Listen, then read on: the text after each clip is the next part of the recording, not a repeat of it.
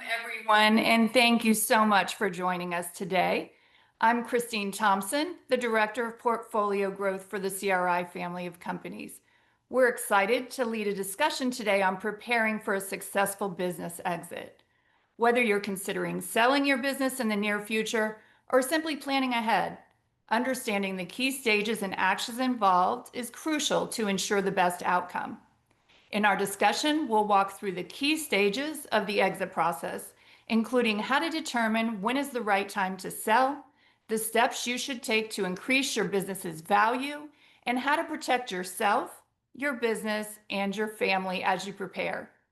We have an experienced panel of experts who specialize in business exit planning, and we'll take a closer look at the important decisions you need to make to ensure a smooth and profitable exit. No matter what brings you here today, you're in the right place to find clarity, avoid costly mistakes, and start shaping the outcome you want on your terms. So panelists, would you please tell us your name, your role in the CRI family of companies, and why you believe exit planning is so important for business owners? Jeff? Yeah, thanks, Christine, and thanks for everybody for attending today. We hope you found this information very valuable. So as Christine mentioned, my name is Jeff Hawkins, and I am the firm's Transaction Advisory Services Director. So I'm actually on the CPA firm side, and I'm an operating CPA. And essentially what our role in the exit is to ensure that the accounting records can hold up to the scrutiny of a buyer's diligence team. So we also help assist people in responding to the buyer's diligence. And then we work integrally with the investment banker and attorneys to ensure that the economic terms of the deal are actually going to be reflected in the final purchase agreement. So, I think the CPA is a very important part of this process, but as you'll meet the rest of our panelists, we are just a part of this process.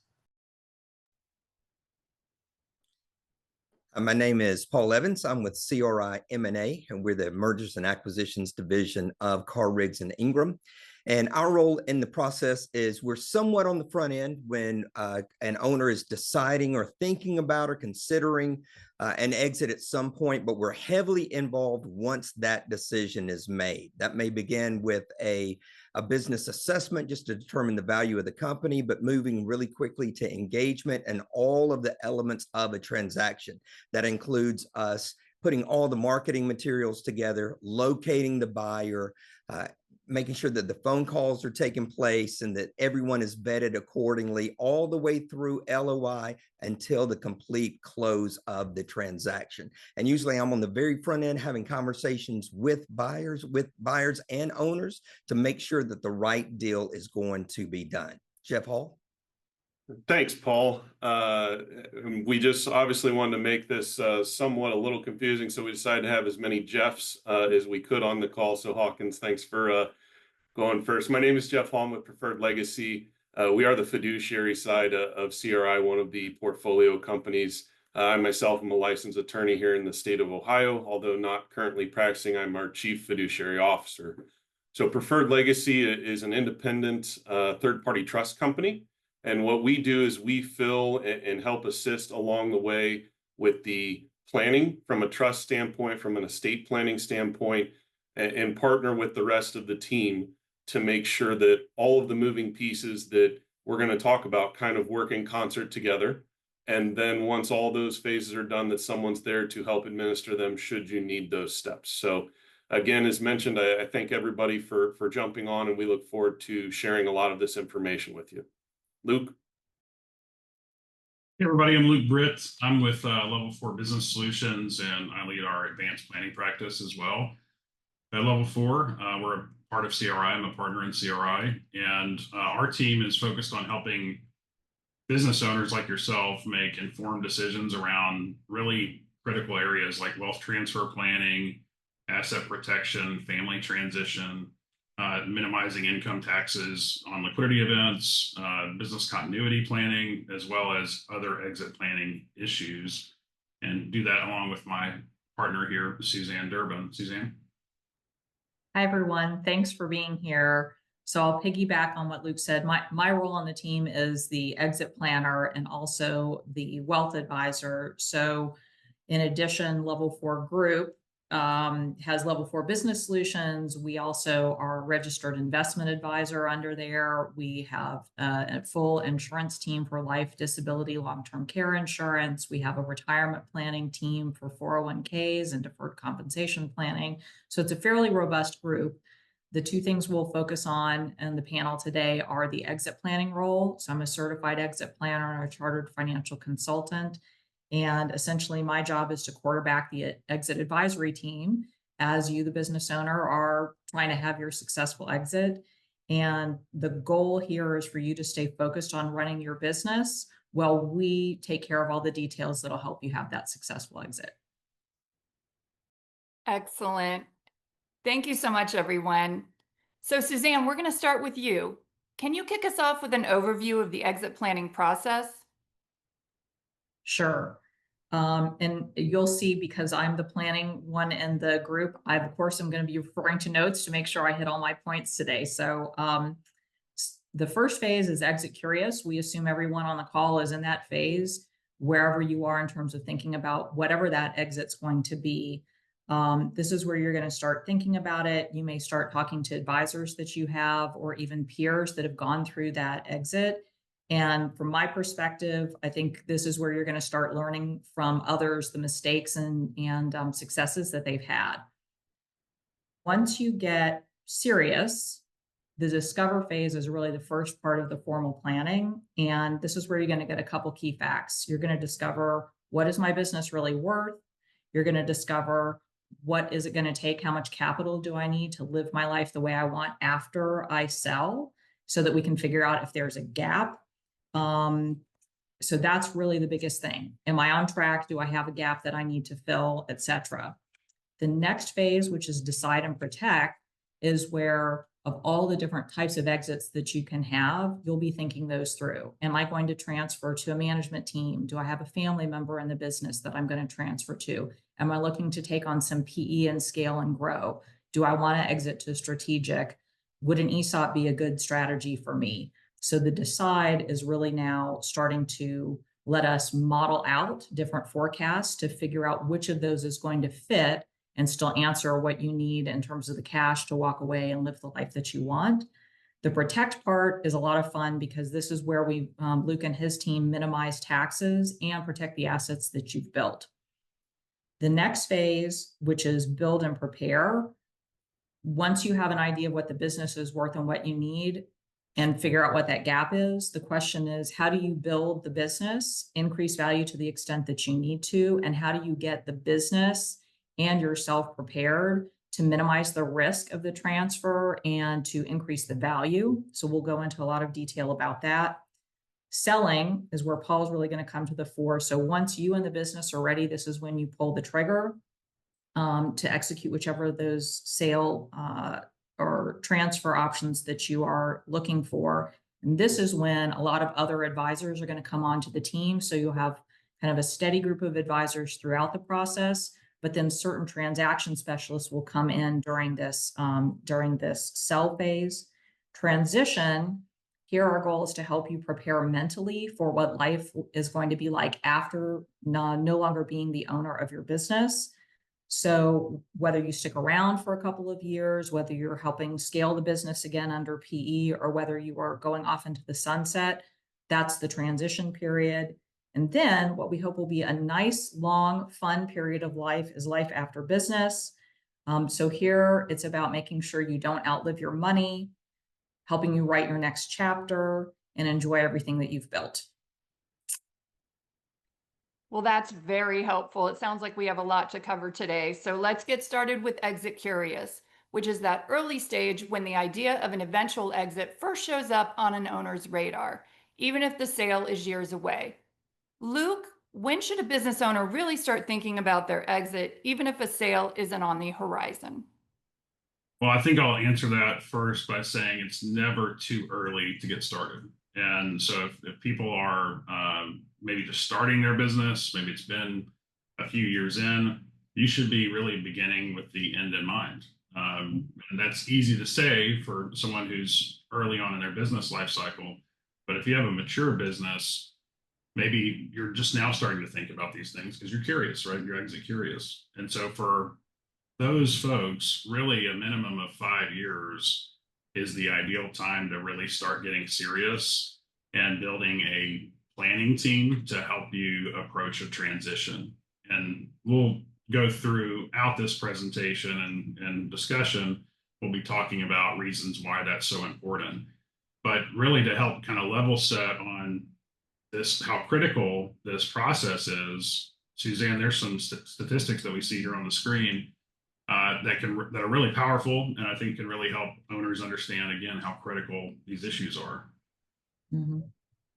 Interestingly, when I first started to get involved with helping business owners with exit planning, that was partially driven inadvertently by these stats. My grandfather owned a general store, and he fell into this 50% of people who had involuntary business transitions. He passed away. He didn't have a key person to pass it to. He didn't have any plans in place. And so my grandmother, who'd never run a business, ended up having to sell the general store. And she and my dad really struggled financially for a long time. So that 50% really struck home with me. All the owners we know, pretty much all their assets are tied up in their business, which is how it should be, right? It's the most valuable asset. It has the most control. It has the most growth. But the reality is only 20 to 30%. And we'll talk about this, Paul, how to get everyone on this call into that 20 to 30% of people who will successfully sell their businesses, right? The wealth advisor in me is really motivated by these last two stats, which is 75% of owners actually regret having sold. We're going to talk about what it takes to put you in the 25%. And then 1 year later, only 5% are happy with what they got. And we're going to talk about how to make sure that you're in the 5% as well. So Paul, when we're thinking about this, what risks does an owner face by waiting too long, as Luke referred? Yeah, there's several things that really have to be thought about ahead of time. Number one risk is simply being unprepared. You actually want to operate your business to entertain an offer at any point. I was talking to a client yesterday who said, I had a terrific offer on the table. It took me 6 months to get all of my documentation together. And by then they'd moved on to some other deals. And so some very basic things is to be heavily prepared to sell at any time. You may not be interested in selling it all today, but what if you could? What if that right offer came in tomorrow and you were actually ready to do that? So first of all, so it's a risk when you're unprepared. Secondly, it's a risk when you're unaware. That's the great thing about being on here today is that you're learning a lot of the steps, a lot of the concepts, a lot of the things that you're going to be facing. But also when you get in depth at looking at the process of actually selling your business and you become aware, you don't get thrown off guard because a buyer is absolutely going to come in and say, this is just the way it's done. Don't worry about that. Don't look over there. This is the way things are just happen and handled. And when you are unaware, you can get taken advantage of. And then finally is just being unsure. If you're unsure of exactly what you want to accomplish, if you're unsure of the number that you need to hit, if you're unsure what your future looks like, it puts you at risk because somebody else is more than happy to come in and fill in those blanks. So it's a big risk when you're unprepared, when you're unaware, and when you are unsure. Now, Suzanne, when we think about moving forward, we're not just simply answering questions. We've got to make sure that we've got a good group of advisors around us who all should be involved. Mm-hmm. So the nice thing is foundationally, a lot of the advisors you're already working with can be a pretty instrumental part of the team. So most of you probably have a CPA, you have a business attorney, you might have an estate planning attorney, you might have various people that are helping you with your wealth planning, your investment planning, your insurance planning. So when you start thinking about exit planning, this is an opportunity to say, okay, are the folks that are already on the team, how much experience do they have with exit planning, which is a totally different animal than running things when you're not preparing or thinking about for an exit. So the first thing is to look at that core team. Then you're going to be supplementing over time with people like Paul, who are the investment banker, people like Jeff Hawkins, he's going to talk with you about a critical part of the process called quality of earnings that really gets good financial leverage on your part. Jeff Hall, who talked about all of the trust planning.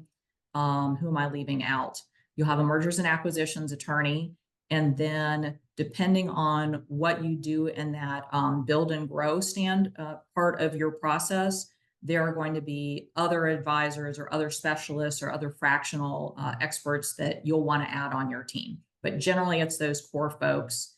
And a big part of what my goal as the exit planner is, instead of you being in the middle, managing all of these different advisors, communicating with them, this person has this information, this person has this information. Our goal essentially is to make you the CEO of your planning process, move you to the top, put the exit planner in the middle. So the exit planner is facilitating all the conversations and getting the best ideas, and then reporting back up to you as the CEO.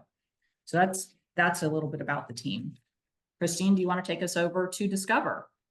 Absolutely. So the discover stage is the first real step to prepare for a successful exit. Before you do anything else, there are three main questions every owner will want to know the answer to. So the first is, am I financially ready? Second is my business ready? And third, am I personally ready? So starting here will give you the right clarity, confidence, and control. Suzanne, can you walk us through these three questions and share who typically helps an owner find the answers? Yep. So the first question, am I financially ready? That's typically coming from the exit planner or the wealth advisor.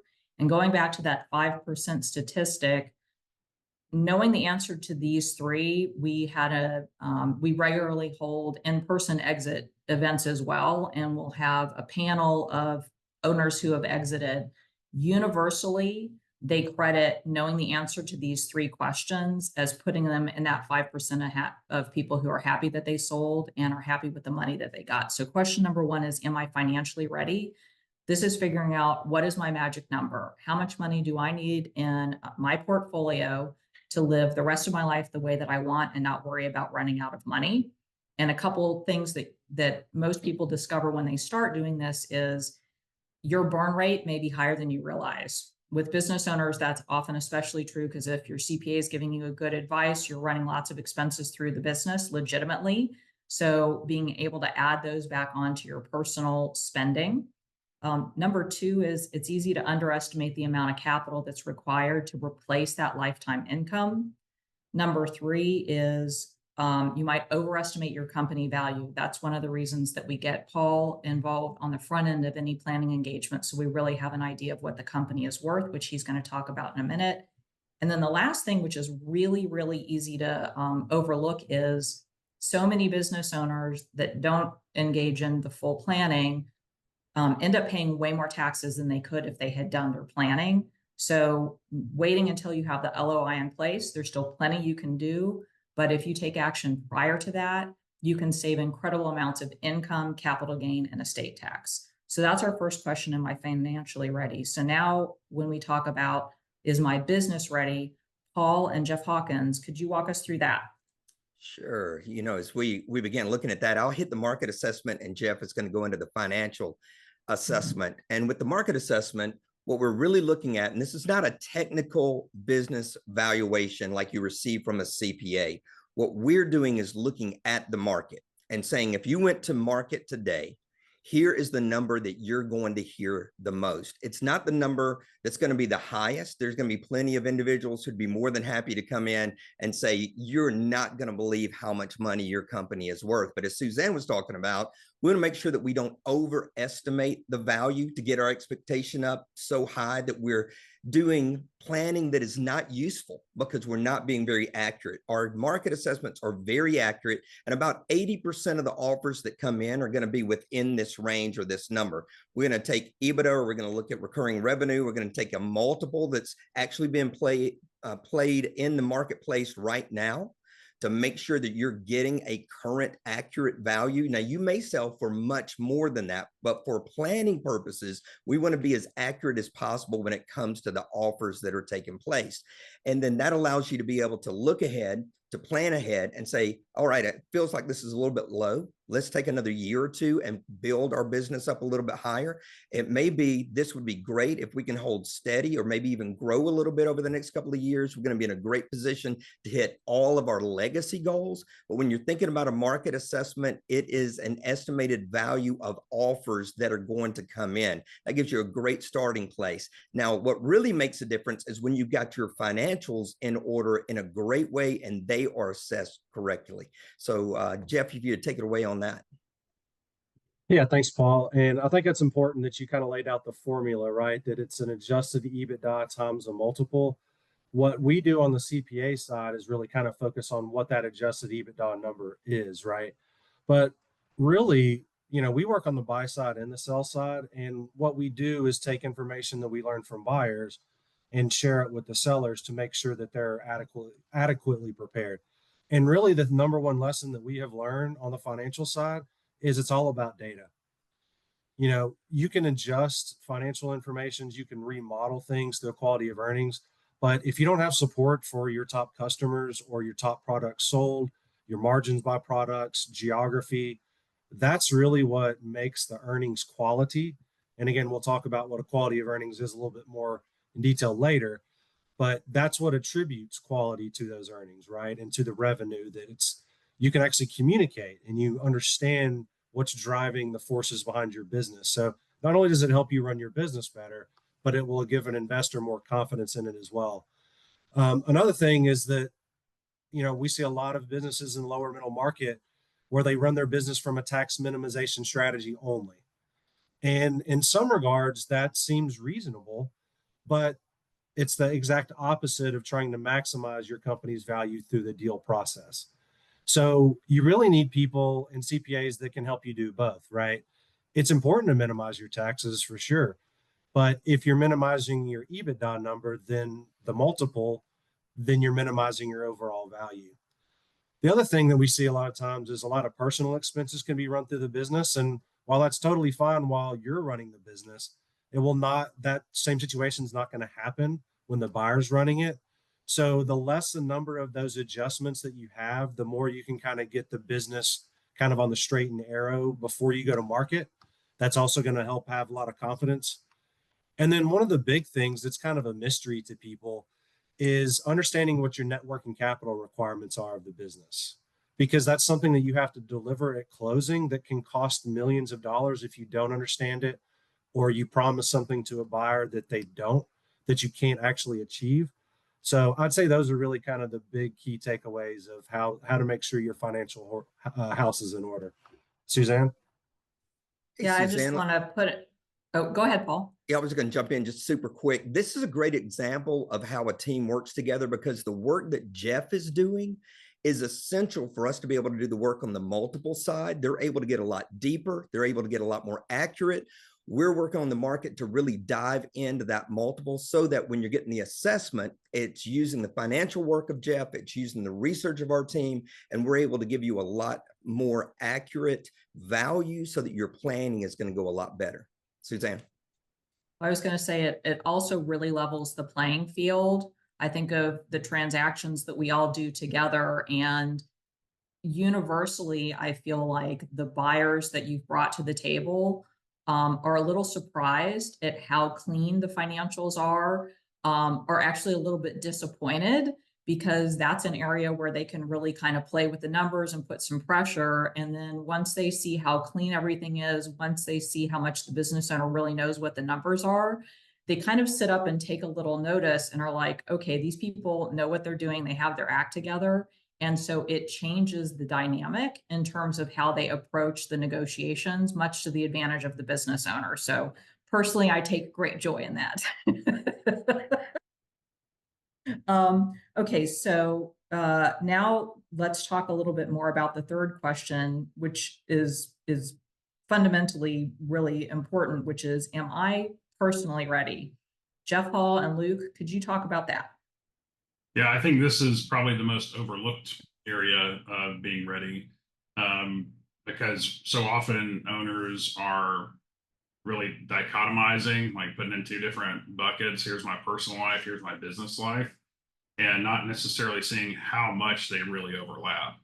So one example is, your business can become your identity in a lot of ways. And so your business is who you are, and it's who you are in the community. It's who you are with your employees. It's who you are with your vendors. Maybe you go to conferences and you're hanging out with friends who are in the same industry you're in. So when that all goes away, what's my identity as a business owner at that point, as a former business owner? And so preparing that, as well as preparing things about your family and like what your employees, you care about what your employees experience after you're gone. You know, you need to think through all of these things, not just from a me and my house, but also what's my relationship with all these other people going to look like, and what am I going to really find an identity in the next phase of life. And so there's a lot to think about here. I think that one of the comments that I've heard many owners say is, I don't want to end up being the guy at the bar after I sell my business that just doesn't know what to do with my time. And so I spend it doing things I'm not really happy. I regret that I sold. Suzanne, you said that statistic earlier.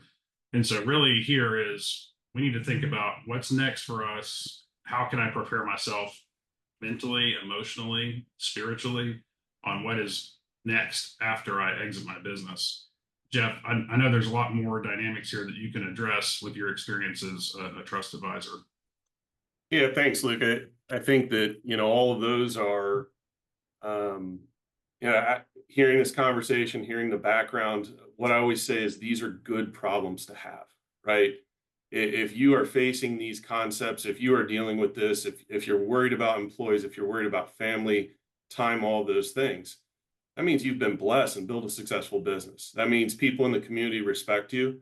That means your employees respect you. That means you have done a lot of good things. I think the topic, Luke, that you almost alluded to is to the what next, is how many times I think the panelists here, we would all agree, we see what we call serial entrepreneurs, right? How many times, Paul, would you maybe say that you've seen someone come back and have another business to sell 10 or 15 years later? Yeah, sometimes shorter. Right? The passion and the drive with people who build these companies does not go away with the sale of a business. And I think that's significant. And I'm also going to allude back to, a totally different mindset, going to the numbers that Suzanne pointed out to start with. 50% of these are not voluntary sales. So you can talk through this, you can mentally prepare. Great. If you're going through the process where you want to sell, the things, Luke, you alluded to, those are really easier to process when you know you're selling. Boy, what do you do if it was an involuntary sale and now you've got this in front of you? There was no thought given to it ahead of time. So, I want to kind of look at it from those two approaches where, it's somewhat easier to process when it's something you're going along the road. But man, if something comes down where you have to get out, whether it's health, whether it's, finances, any of those things, I think that's a completely different mindset. So, Luke, what thoughts do you have on that? Yeah, I think that the readiness aspect in these three buckets, the financial, the business, and being personally ready, financially ready. Really, the goal is to be in a position that the timing of exit is irrelevant. So if you have your business in a position, you're personally in a position, your finances are in a position, can you afford to sell your business, so to speak? If all those things are checked off, then the timing of the sale is irrelevant, so that if something does occur, whether that's a premature death or something, disability, something very sad, or a disagreement amongst partners or whatever it might be, that it's okay to have that exit because everything has already been planned up to that point. Yeah, and I think just end on this note maybe, but the self plug is that goes back to the comment that Paul made about you always need to be in a position where you're trying to focus on ready for sales. So whether any of those things that you just alluded to, Luke, come up, having the right professionals in place ahead of time can really set that track. Well, that was really great, relevant information for our attendees. I really appreciate that. So now let me ask you a question. Once an owner has answered the foundational questions, the next step is decide how, to whom, and for how much they'll exit. and just as importantly, to protect what they've built.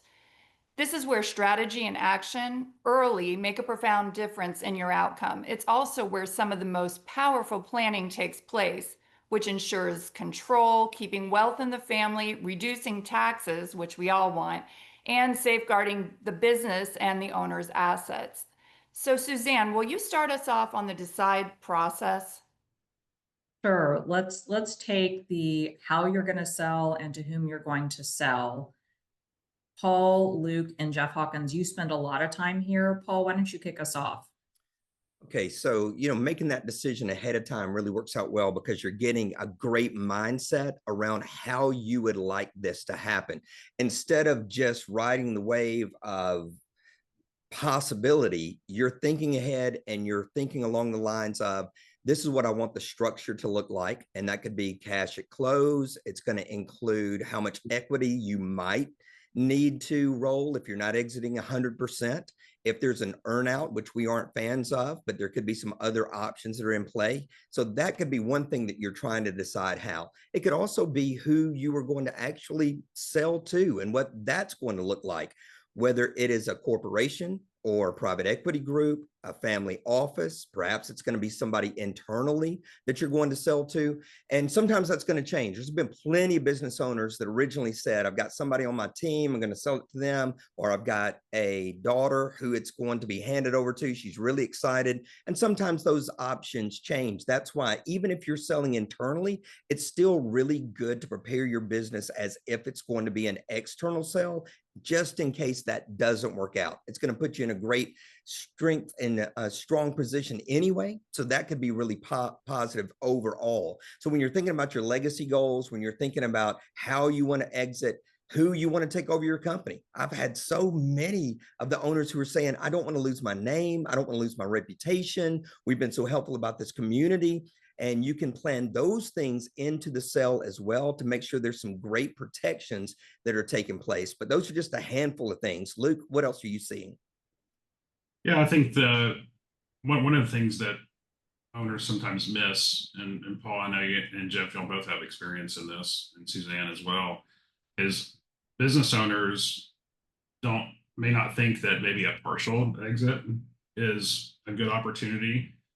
So identifying if that makes sense, maybe it's I need to sell to some of my employees and they get in on the deal, and then they can experience, when I do a full exit, they can experience a benefit there. There's so many ways to do this, and every path to that choice is unique, and it's all going to be dependent upon really the details and fact pattern of your business, especially when it comes to family members. And I'll stay on this just for 2 seconds. I have a family that has an organization that has been run in my family for a very long time, and communication internally has not necessarily been a strong point for us. And so there was this assumption that one day me and my brother would step in and take over that organization and run it. But the conversation never really happened until we both had our careers moving in a certain direction. And so things like that, understanding like, who am I going to transition to, really having some difficult conversations about, is it one of my family members, is it not? And really other employees as well. That is so important here. But Jeff, maybe there's some other items that you're seeing as well. Yeah, thank you, Luke. So again, one of the benefits we have of working on the buy side and the sell side is we see a number of transactions and we get to see the temperature and the feel of what buyers are currently experiencing. Well, right now, I'm not going to say the T word, but I think everybody knows what's going on right now that's kind of causing a little bit of slowdown in the market, right? Well, that's another reason why selling a business is so hard, is the market conditions are maybe just as important as your internal business conditions, right? So knowing when to go to market and having the right team members, like, specifically that's what Paul and his team does, right? Is help to determine when is the right time to go. But, what we see with that though is maybe now's the time to dig in and prepare more, right? I'm a big sports guy. I like to use this phrase all the time. Do we play offense or do we play defense? I think sellers have the mind to more so play defense, but in these times where things are a little bit different and you need to be able to show and something that will inspire investor confidence. Again, having the right team members around you is extremely, extremely important. So that's one of the things we're seeing out there. And what happens is when there's less deals and more buyers, they dig deeper. So the diligence process is deeper. The people that they hire on the other side to do the quality of earnings, they're digging deeper. They're going to negotiate harder on working capital. So you see it kind of transition down. The other thing is certain industries are being impacted more than others, right? So the industrial space is being impacted very heavily, whereas healthcare and technology aren't as much. So again, understanding what your business is, where it fits in the current market is going to be important, because what your buddy sold for in 21 maybe not be what you can sell for today. And again, our team can kind of help you strategize, is now the right time, or do we build and prepare? But I think the overall takeaway that we've discovered and we've seen is there's so many different buyers and investors out there now, not just your traditional private equity and family office, but independent sponsors. I mean, we're working with a group that has 2 guys that are under 35 that have started a fund and are already making acquisitions. So there's more dry powder out there than ever. What that dry powder means is money that private equity has raised that's ready to be deployed. So again, it's a strange time in the market where there's a lot of pent up demand, but not a lot of investor confidence, right? But again, the more that you can go on the offense, the more it will pay off in the overall. So I And think Suzanne, oh, go ahead. yeah, to you, Suzanne. So a couple things I want to bolster in terms of what you've said. Thinking about the to whom, this is a great place where that forecast of knowing your magic number comes into play. I would say at least half of our folks that we're working with are contemplating selling to a key person or transitioning to a family member. Those kinds of transitions generally come with a lower dollar amount that you would receive. They're more of a financial buyer. Whereas if you're selling to PE or you're selling to a strategic, oftentimes you're able to get more money. Well, knowing how much money you actually need gives you flexibility to say, hey, I can hit my magic number even if I do an internal transfer to a family member or a key person. Or you might say, I'm not going to be able to hit that number. So what do I want to do to grow the value of my business so I can still have that number? Or how do you work with us to put in place non-qualified deferred compensation or other programs that will let you do that?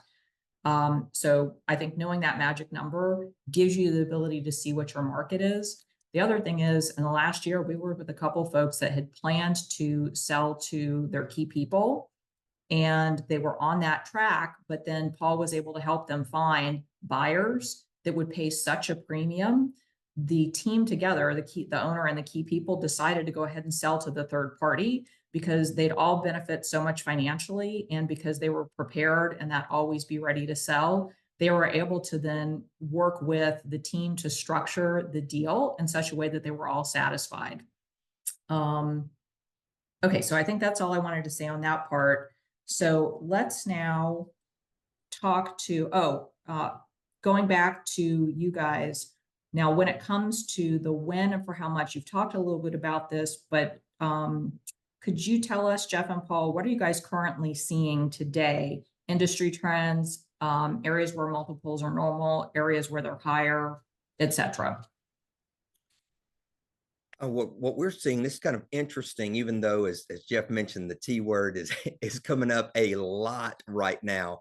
I talked to a group yesterday that's having incredible success in home services and business services, anything that's not related to anything international or not related to shipping. And they're having like their best year ever. And so sometimes we get into this format of thinking, how in the world am I going to time the market? And none of us are able to do that.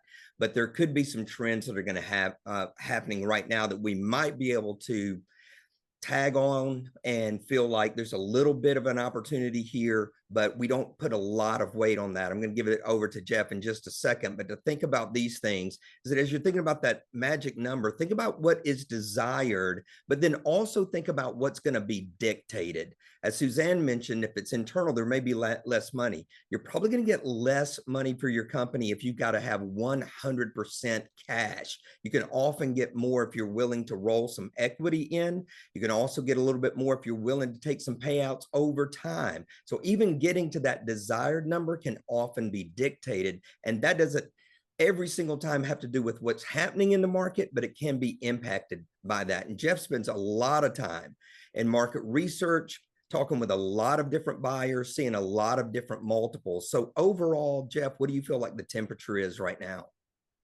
Yeah, interestingly enough, the multiples I don't think are going down at all. If it's a quality asset and the buyer wants it for their strategy, they're willing to pay as much as they were before all of this happened, right?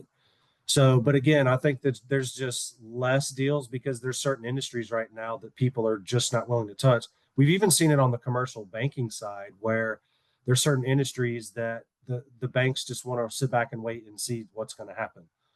Now, the last time this really happened was during COVID, right? And the activity came back with a flurry.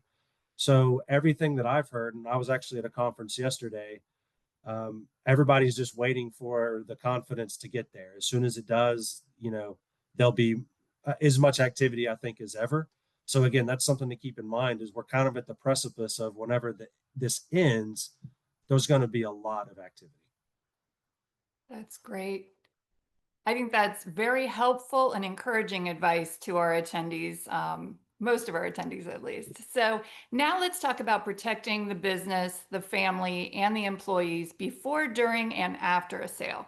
So this is a key area where Exit Planner coordinates with the advisory team to provide the owner with the best solutions for their situation, while also allowing the owner to stay focused on running and growing the business. So in this section, we're going to provide some actions that you can take to safeguard what you've worked so hard to build. So Luke, one of the most important actions an owner can take to protect what they've built and save a life-changing amount of taxes is estate planning. So how do you define that? So really the typical estate planning definition is really giving what you have to who you want, when you want it to go to them, and under the terms and conditions you choose. That's pretty much what estate planning is how do I transition my assets to the people I want or organizations I want at the right time and under the really how the way I want it to happen. But some of the areas that I like to add to this definition are things that people don't think about. And that's really removing the exposure that these assets would have to things like divorce. If we were in a room where everybody could raise their hand, I would ask, who knows somebody who's been divorced? And every single hand would go up.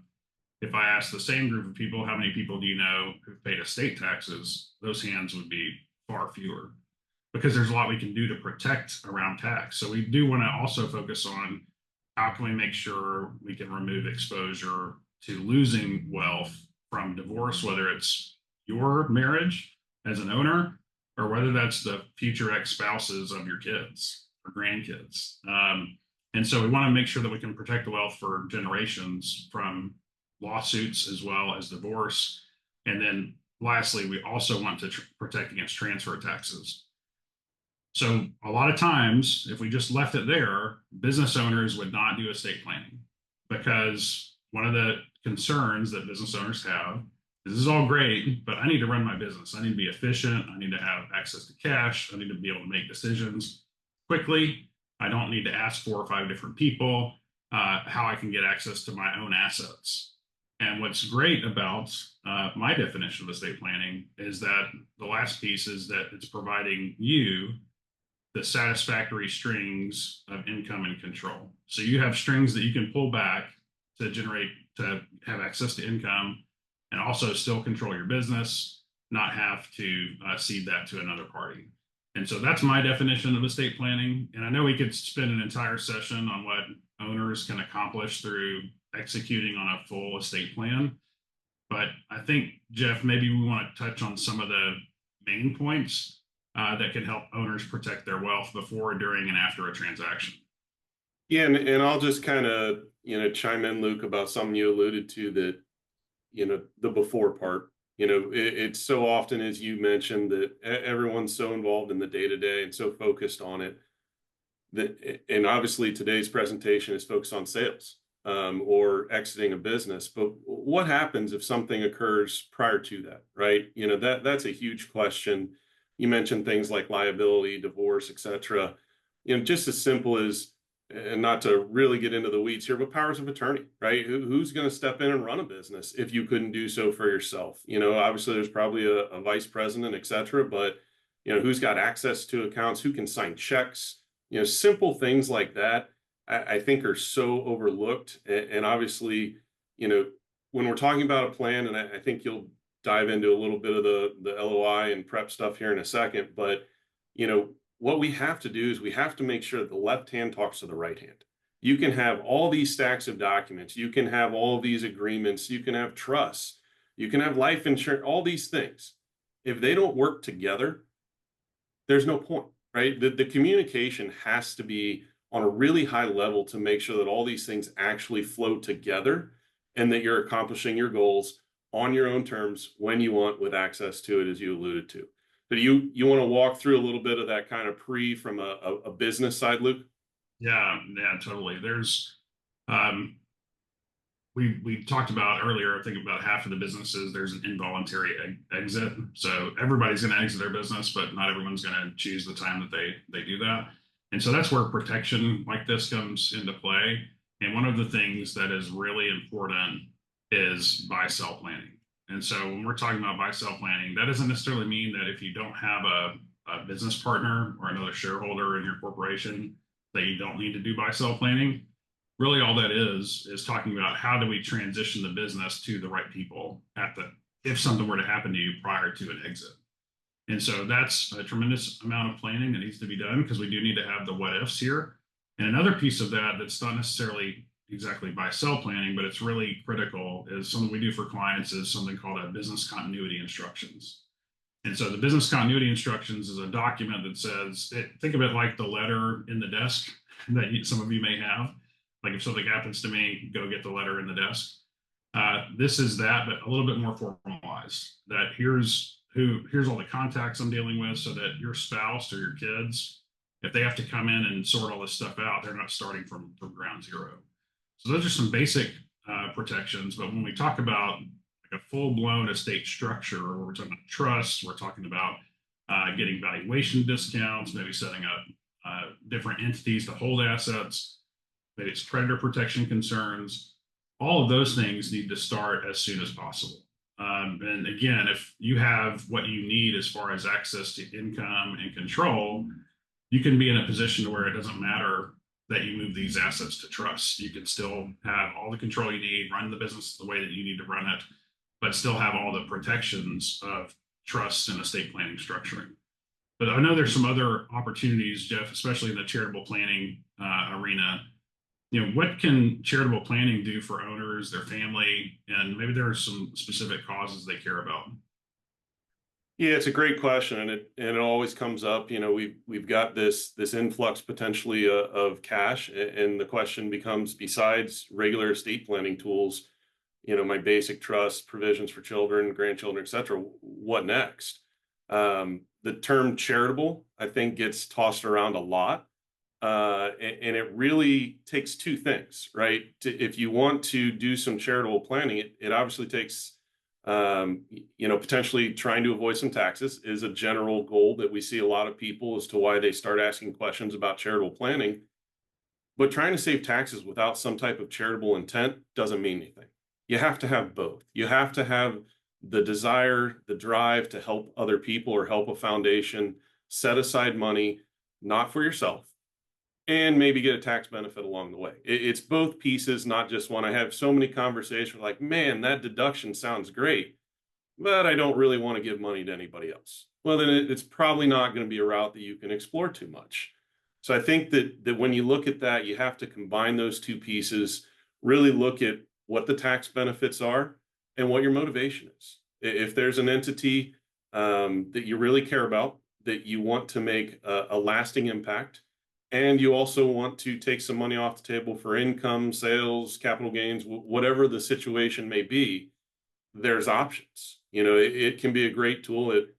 Unfortunately, Luke, you gave the counter story potentially of a foundation of not wanting to be involved, but a lot of times is on the trust side and the planning side, we see it as a great tool to get people involved. You know, if you set up a charitable remainder trust, a charitable lead trust, a donor advised fund, and then you name a board of children and grandchildren where they can really get to see what grandma, grandpa, mom, dad lasting impact was, and they have the ability to give input. They have the ability to pick charities. They have the ability to push where that money goes. Luke, I've seen it be a really neat experience for a lot of families, and knowing that their family is doing the right thing on down the road. You just hit on something really important, Jeff, that we talk about life after business, like thinking about what do I want my life to look like after I'm done. Yeah. And for families who are super charitable, that can be exactly what they focus on. And so it could be, we want to have our kids involved in deciding who the money's going to go to out of this donor advised fund or private foundation. It can really be something to rally everyone around. So I think that's an excellent point that you brought up. And I think that even goes back to my serial entrepreneur comment. You know what running a private foundation is a lot like, Luke? Running a business. That's right. Agreed.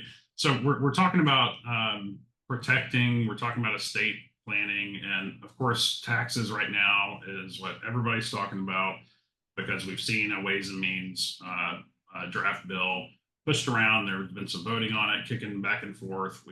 I'm pretty involved in some lobbying groups in Washington, D.C. I'll be there next month.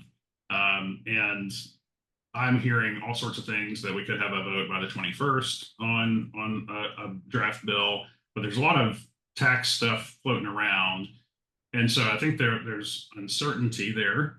And what that can do is it can make you really freeze in your tracks and not do much. So, for instance, at the end of the year before Trump went into office for the second time, a lot of people kicked the can, waiting to see if Trump was going to get elected. What would the tax law look like? And they may or may not be rewarded for doing that. We still don't know. It could be that it's too late to do any planning by the time we know what the taxes are going to look like moving forward. But I want to reframe that thought process for everyone, that just because the Trump administration is likely going to make estate tax less of an issue right now, that doesn't mean it's going to stay that way. And so I like to think of it as a political life expectancy. And so way to think about that is look at your life expectancy divided by 4, and that's how many administrations you're going to live through. And so it could swing from one side to another. And a good example of this is, I know one of the people who's on Trump's team that's drafting some of this tax law. And I know as recently as a couple of weeks ago, they were pushing to repeal the estate tax. And then we get a draft of their bill and there's no repeal of the estate tax. And even if they did, we've seen that 4 times before, and it's always come back. And so there's really no reason to not plan. Again, if you have what you need as far as income, control, asset protection, there's really no reason not to move forward with a plan, as long as it's flexible, no matter what the political administrations look like. But one of the things that I think that in protection, we talked a lot about estate planning, we talked about charitable stuff, but one of the things when we're talking about protecting the value of your business, Suzanne, is key employees. They're probably the biggest asset of a business owner in their business. So maybe you can walk us through how owners can think about their key employees and really protecting the business from losing some of those key employees, maybe to a competitor. Yep. A couple comments on what you and Jeff talked about first, though. So this is a really fun part of my role as the exit planner, is taking those concepts that you all are looking at and building those into the forecasts for the for the owner. So if you guys come up with some ideas and the owner's like, yeah, I really like the idea of leaving this to charity, or I really like the idea of creating this opportunity for my kids. Being able to forecast and show the numbers so that you can react to them, and you will have a reaction, is going to help you have confidence in whatever decision that you're making. It's not just some theoretical conversation about a trust and what it does for you. We're really putting numbers to it. And I think that doesn't happen often enough. The other thing is, I think that owners can get overwhelmed with the how, with the tools that you're putting in place. And what I want to say to every owner on this call, you do not have to worry about the how. Help us understand the what and the why. And the people on the exit planning team will show you how, and will also educate you and make you feel comfortable with that. The third thing is, a lot of the protection planning is not necessarily fun. It doesn't feel fun. It's been on your list to do for a long time, but we're going to help make it fun, because we look for opportunities to do what we call double duty dollars. We want there to be protection if something goes wrong, but we also want there to be reward assuming things go correctly. And with insurance tools and different kinds of plans, you get those benefits, and it's always exciting to save people taxes. So going back to the key people, this is your most valuable asset within the business. And so there are things from deferred cash bonuses to stock appreciation rights to employment agreements to stay bonuses in particular as you're approaching this.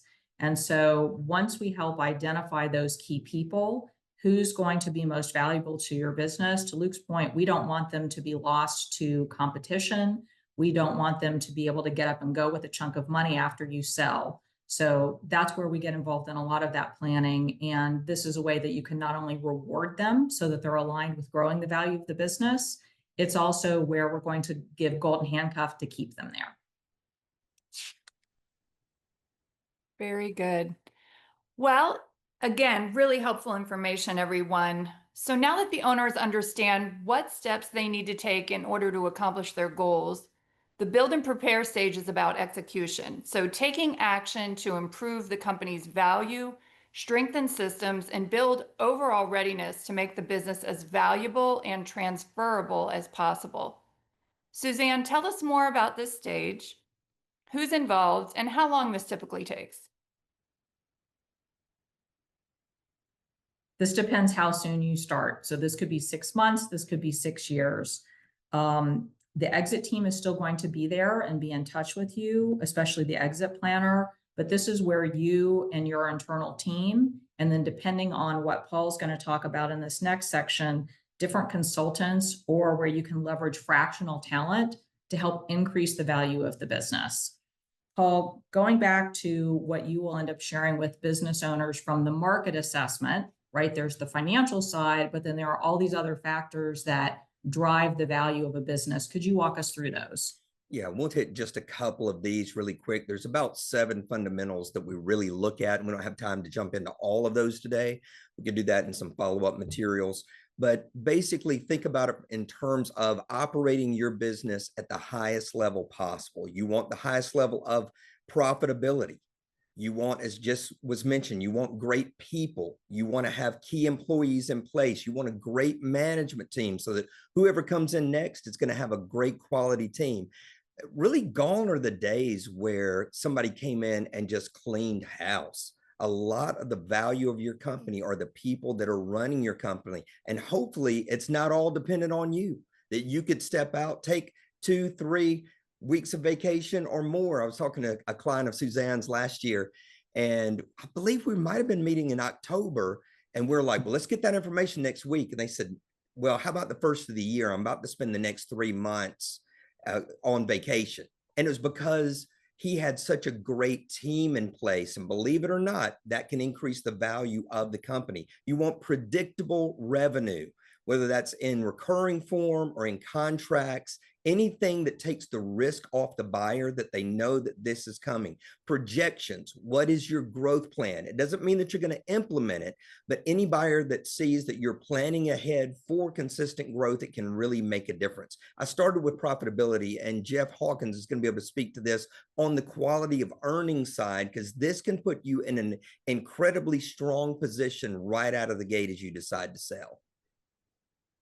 Yeah, Paul, quality of earnings is a term that I think a lot of people in the space are familiar with, but still a lot of sellers maybe are not. So let's go into kind of what that is. So the quality of earnings is going to be an analysis that we perform on the historical data of the company, but it's through the lens of a transaction. So it's a document that both sides are really expecting to see. The people that finance transactions are expecting to see. So again, it's kind of an industry norm at this point. The aim is to normalize our earnings and remove one-time, non-recurring activity or things that are not expected to continue after a deal. So that can be a long list of things. I'll give you a couple examples. Maybe owner compensation, you are above or below market. Those can be adjustments. Same thing with rent. We see that a lot, right? Where the business owner also owns the real estate and maybe you're not charging the company, a full rental rate that will be charged to a buyer. So that's a lot of way of how this is framed is, historical results with how the buyer is going to run the company. So that's why it's pretty subjective, and usually a buyer and a seller is going to do it. You kind of meet in the middle and figure out what the adjusted EBITDA really should be. As mentioned, again, it is a normal tool that's used in a deal. So attorneys understand it, bankers understand it. And really, to put it in a really succinct way, it's combining quantitative and qualitative data to tell the story about the business. Now, the last thing is we get a very common question is what's the difference between an audit or a review and a QV? Because a lot of clients say, well, I've already got that done. Why do I need this done as well? A couple of real examples are the timing. So reviews, quality of earnings, tax returns, all that's usually done on a year-end basis, whereas people are going to buy this company off the latest and greatest information. So think about where we sit today on May 15th. Buyers are going to want to see through April 30th. So automatically your review and your audit is 4 months old. So that's a big part of it. The other thing is I mentioned the lens. It's different. They both start with accounting principles that are accepted, but then again, you can pro forma things that aren't going to happen on the other side. Whereas if it's an audit and you spent the money on the business to, let's say, invest and open a new store location, that just shows as operating expenses. Whereas in a transaction, that provides value to a buyer. So we would reverse those entries and give you add back credit, and buyers will pay for that, right? So again, you can never do that in an audit report. You can never do that in a review report, and you don't do that for a tax return either. So that's why the quality of earnings is unique and special. And again, it is the tool that's accepted in a transaction. Yeah, another great point about that is that the quality of earnings helps you as an owner be positioned correctly for a buyer. An audit is for you, it's for your company, it's for your side of the deal. Whereas the quality of earnings, every buyer is coming in and they're looking directly through their lens, as Jeff said, and that makes an incredible difference to be in the right place. That's why these other factors we talked about in value make a difference, because they're coming in looking through their lens saying, if I'm going to own this company and operate this company, is it able to be done in the best possible way for me to take it over and have to make as few changes as possible? But all of this teamwork that you're hearing about so far is really critical, and it's very cohesive. Sometimes it can sound like there's a lot of different pieces, but ultimately all of this comes together in just really a beautiful package. We're able to work together as a team, correct precision timing to get that end result that we're all looking for. Christine? Absolutely, Paul. That's what's really exciting about what we have here to offer. So at this point, you've spent a lifetime building and years preparing, but now it's time to execute and transition. The sell phase is where all of your planning pays off. You know what you want, your business is ready, and your team is in place. You're not guessing, you're actually executing on your plan. And it's time to secure the outcome that you've worked so hard for. So Suzanne, what is the role of the exit planner once the owner is ready to sell? Well, I'll still be coordinating the team, but this is really where the investment banker, in this case, Paul, comes to the fore. As different offers come in, we're then running those back through the forecast to let you as the owner know, how would this actually impact you?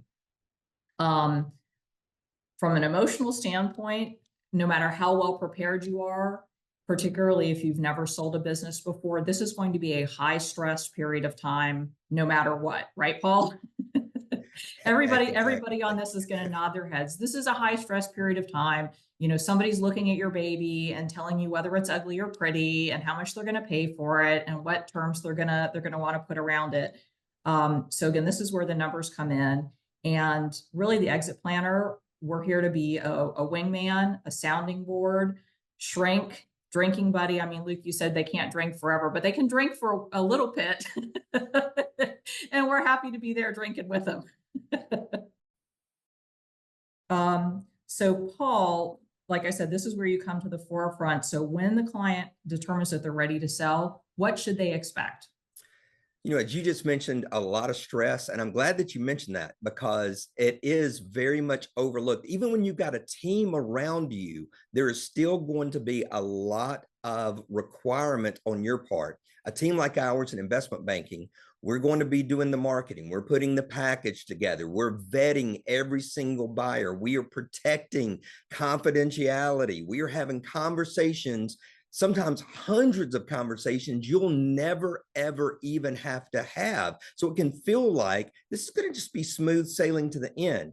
Prepare yourself. The timeline, a very short timeline would be 6 months. On average, it's 9 months. And don't be surprised if it takes 12 months to get a deal done. So all of this prep leads into a year's commitment of wanting to get to the finish line, not necessarily desperately to the finish line, but you are sincerely focused in getting all the way to the end. So expect a lot of work, expect a lot of questions. In the diligence period, I know Jeff can attest to this, we've often had 300-400 questions come in, especially from sophisticated buyers. So if you're trying to fill those alone, it's very difficult. You tend to think you've got to answer every question, or you better have an answer for every question. It's not true. A team like ours knows which questions are valid and which questions need to be completely ignored. So we're focusing on all of those aspects so that we're handling every single stage, from the marketing to the conversations, to the negotiations, to the LOI, to the diligence, all the way to the end, that you've got someone there with you. But it doesn't mean that you step out of the picture, because at the same time, you're going to be operating your business. But the key is not just that the offer that you get, the number that you get at LOI, the number that's actually in the purchase agreement, though it's important, the most important thing is how much money you're actually able to walk away with. And professionals like Jeff Hawkins are able to step to the table and say, let's make sure that we've got these components in place to be able to determine exactly how much you're able to leave, not just leave on the table, but walk away with. Paul, you said that so magically. The gross proceeds is what people fall in love with. The net proceeds is why only 5% are happy after a year, right? So you could take two people and give their companies the same exact purchase price, but what they take home could be drastically different. And that's where, again, we talked about the quality of earnings. That kind of helps you on the pre-side of the deal, but the tax planning is also significant, and how you negotiate that. And then the other thing that can impact your take home is net working capital. So I'll kind of get into a little bit of those. What surprises a lot of sellers is that their business has tax attributes that is worth money to a buyer. So buyers have these different strategies. And again, they're very sophisticated. They've hired people like us as well, right, to strategize on their side. And they buy these things in tax favorable ways. A seller wants a stock deal, a buyer wants an asset deal. There's different ways to meet in the middle there. But what a lot of sellers don't understand is you can actually calculate the benefit that's going to go to a buyer in a certain deal structure, and then ask for that as an increase in purchase price. On the other side, we can actually show the buyer what that tax benefit will mean to them. So it then justifies to the buyer why you should pay for it. So again, that's a big thing. So you can save money on the structure. Another thing is the allocation of the purchase price, right? So it matters if the allocation in the deal structure is to goodwill or if it's to current assets. That changes your tax treatment from ordinary income to capital gains. So you can see very quickly how you could lose millions of dollars quickly on a deal. The other thing that impacts the net proceeds is going to be debt-like items and working capital targets. A buyer expects working capital to come over as part of the deal. That's what they're buying. But they set a target, and is that normal? Is that right? Can you achieve it? If you deliver over or under the target, you have to send money either to them or they send money to you. Impacts net proceeds. Debt-like is also another aspect. So it's like a house. If you sell a house with a mortgage, you have to settle any third-party debt. That's pretty straightforward. But there can be other things that are debt-like accrued bonuses, right? A buyer doesn't want to take over bonuses that were earned for the old company and then pay that themselves. So they may ask you to settle that at closing. So again, that takes away from your net proceeds. Customer deposits is another thing, because deals, the seller keeps the cash. It's called cash free, debt free. So that causes a whole different array of issues where a sophisticated buyer can position themselves in a way where you don't realize that they're kind of snickering you out of $1 million at the closing table. So that's where this can really get complicated. But Paul, you are so right in that we fall in love with the gross number, but net is what it's all about. Well, that's actually assuming they even get to a close, because going back to that statistic of only 20 to 30% of people closing, what are the most common preventable reasons that deals fall apart? You know, this might sound a little bit unusual because it doesn't often have to do with some of these tangible aspects that we feel like would be the disaster zone, like the financials. If you've done this type of work, deals usually do not fall apart because the financials were wrong, the company was not run well. It's usually three things. Number one is engagement, and that is that the owner thought they really wanted to sell, but it got close to the end and they said, you know what, I just can't do it. And so, believe it or not, that's a large percentage of the reasons that businesses don't close. So when you get engaged, decide you really want to sell your company. Secondly, is expectation. We've had this happen numerous times. If I can get an offer of X, I'm absolutely selling my company. And then that switches. We had a client that said, if I can get $7 million for my company, I'm 100% selling. We got $8 million for the company. And the owner said, you know, it's worth 11. It's just worth 11. And so it didn't close. And then finally is just exhaustion. We've mentioned it before, but a lot of times you get so exhausted during the deal that you want to just give up. Now that happens on the other side too, that a buyer, it can take them a long time to get financing. It can be a lot of aspects with their investment team that don't come together, and they get worn out and they get exhausted and they walk away. But those are really preventable if you go in ahead of time saying, I really want to sell. I'm really going to stick to my number, and I'm really going to prepare myself ahead of time that I know the exhaustion is coming. I'm going to take proper care of myself and rest along the way.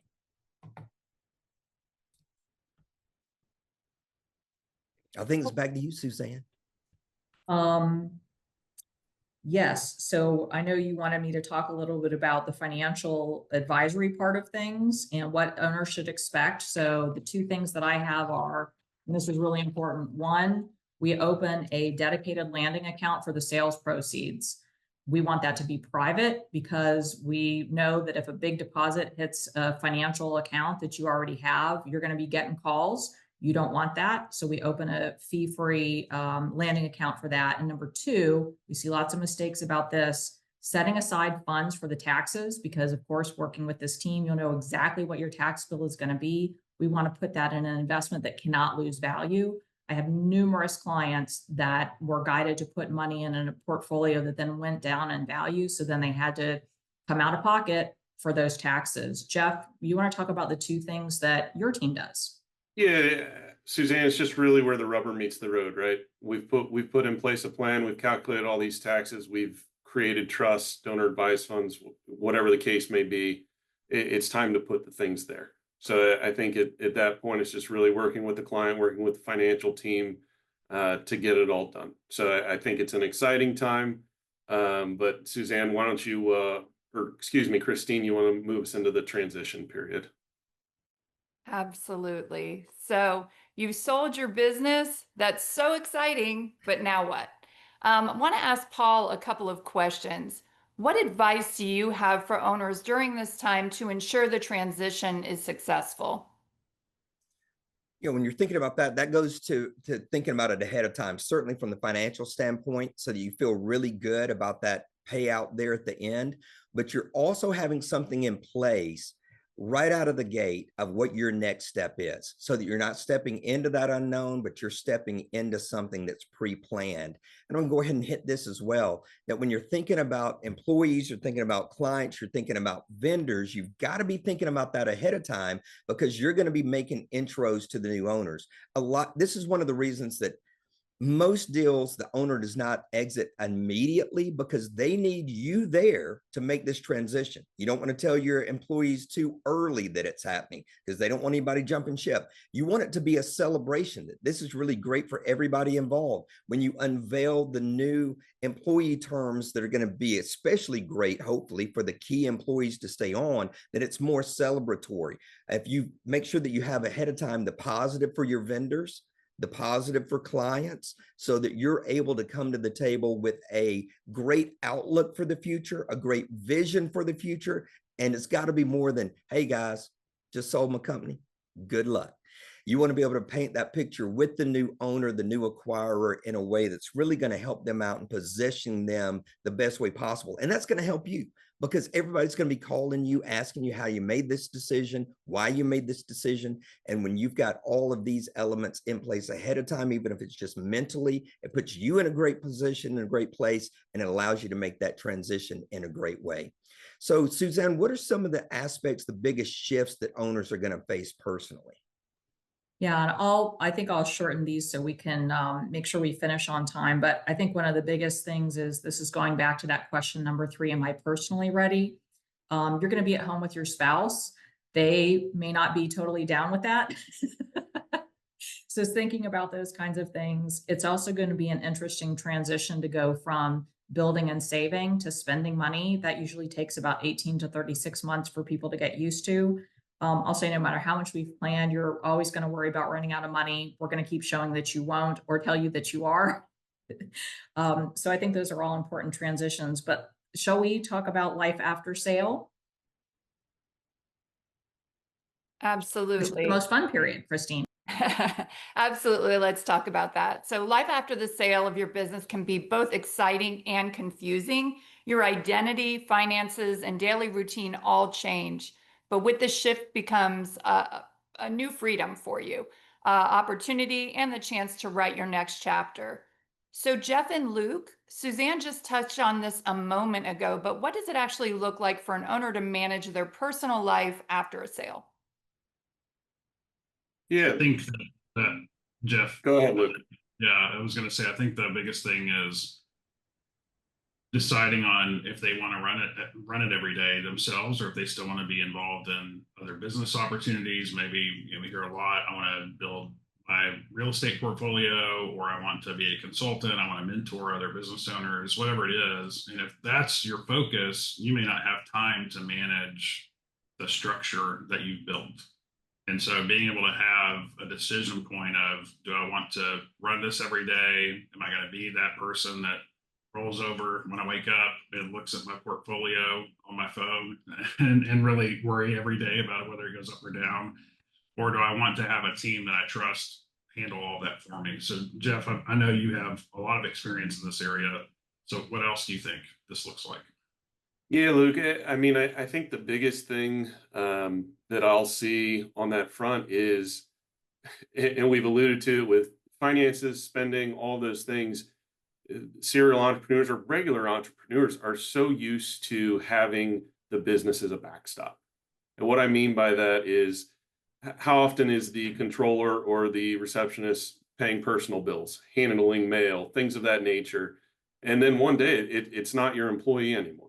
So now you're looking at this, you're you're breaking out a checkbook for the first time in your life. You're thinking about logging into a, an online interface to check values, as you alluded to. So that's where the team around you is just either going to make or break, depending on whether you want to get back into those day-to-day facets of life.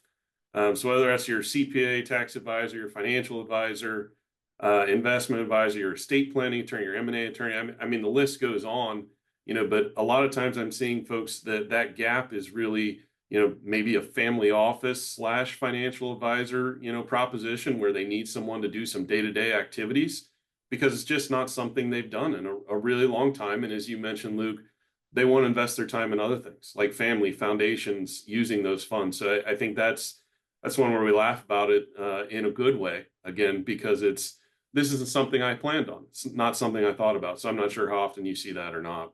Yeah. So I think that one of the things that we should make clear to our audience today is a lot of business owners, and I think a lot of our audience is probably feeling this too, is I need like a dashboard or I need something I can review from time to time, but I need a team, just like when I run my business. I need my managers, my head of HR, if you have one of those, whoever it is on your team, report up to you what's going on in the business so that you can make key decisions. And so just like that situation, if you can use a team to run, family office is kind of a trendy word, but have a team that can report to you, this is what's going on. Like, for instance, here's what's going on in the tax world right now. Here's some things that we're seeing. This is how it's going to impact you next year. Or if it's, we need to make this move in your portfolio because of X, Y, and Z, or we need to make this move with your estate planning because there have been some court cases that came out this year that have an impact on the planning that we've done. It can be all those things, reviewing insurance policies, but that you should have a team that's doing all of that for you and reporting back to you so you can make informed decisions. And again, that includes your tax people, your financial advisor, insurance folks, estate planning, and possibly a trust company, right, Jeff? Because you guys can provide a lot of those services so that even if a client wants something that's maybe unusual request, it's something that they can request and we can find a solution for them. That's right. I think that's the beautiful part about this team, especially Luke, is we can work with each other to make sure that whatever those needs are you just highlighted get met. And I just want to interject quickly. You talked about the dashboard, Luke. There's a client that you and I are working on who sold a bunch of fast food franchises and now manages over $100 million of real estate. And the dashboard that we use as a regular part of our exit planning, his right-hand person has said using that for visibility and transparency has literally been life-changing for how the two of them run his cash flow. And he just thinks it's the greatest thing of all time. So having that data visualization, I think, is incredibly empowering and comforting. Absolutely. So one thing I want to mention, we've gotten some great questions in the chat, and just know that if we didn't get to your questions, someone will be reaching out to answer your questions. So don't fear. We see them, and we are so excited for the interest that we've gained around exit planning. And so I want to ask the panel members one final question. Can you wrap up with a few key takeaways from our discussion today? Suzanne? Sure. I think, as you've probably seen, exiting your business is a process. It's not an event. If you want more control, if you want greater financial freedom, and you want the best chance to protect what you've built, start now.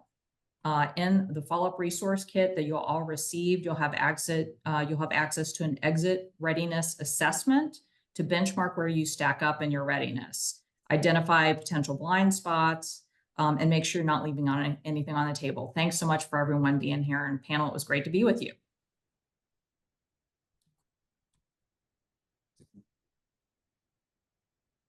Paul, you want to jump in?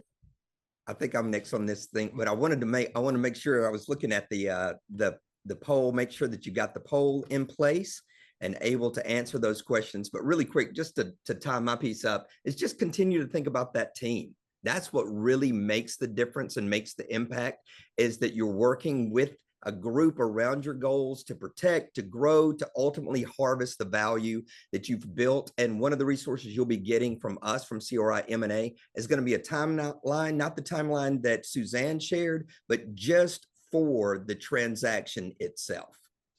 Jeff Hall? Yeah, thanks, Paul. I appreciate everyone spending time with us today. And I would just encourage everyone to think through the fact that we can talk numbers, we can talk documents, trust, charitable giving, all those things. But the big picture from a holistic planning side is what's next, and understanding what your legacy is, what's next for you and your family, what's next for you as an individual, how your time is going to be spent, is really the key takeaway from a long-term perspective. So I'll throw it over to Hawkins if you're ready, Jeff. Yeah, thanks, Jeff. I appreciate it. And again, thanks everybody for the time today and the panelists. I enjoyed it. I would say that, you don't have to be one of the negative stats that we saw on the page. Having your financial house in order and knowing what the real valuation of your business going into the process is significant and key. And I'd leave two phrases with you: playing offense versus defense, and then friendly fire, right? Test yourself before you actually go to market, and before, if somebody finds something negative that actually impacts the deal value. So thanks again. Yeah, I think I'll wrap up with just saying that, reminding everyone, you don't have to do this by yourself. And the folks who tried to do this by themselves are the people that regret selling their business, because there's a lot of complexity here. And this is, one shot for most of us to exit the business. And so you want to do it right. And the good news is you can have a team that does that with you and stands beside you as you go through that process. So we've helped a lot of clients, and the people on this call are all experts in their fields. And so please reach out to us. There's a QR code you can scan. Christine, you'll tell us more about that, but we'd be honored to help you if you'd like for us to. Absolutely. Thank you. And we've gotten a lot more questions and some comments about getting the resources that we're talking about. So we will be following up with our full resource kit in the next few days. This will include tools to help you benchmark where you stand today. To connect with any of us, just scan the QR code on the screen. We're here to answer your questions, share ideas, and support the goals you're working towards. So we hope you're walking away today with ideas, clarity, and confidence to take your next steps. And thanks again for joining us. We look forward to hearing from you, and have a fantastic day. Bye-bye.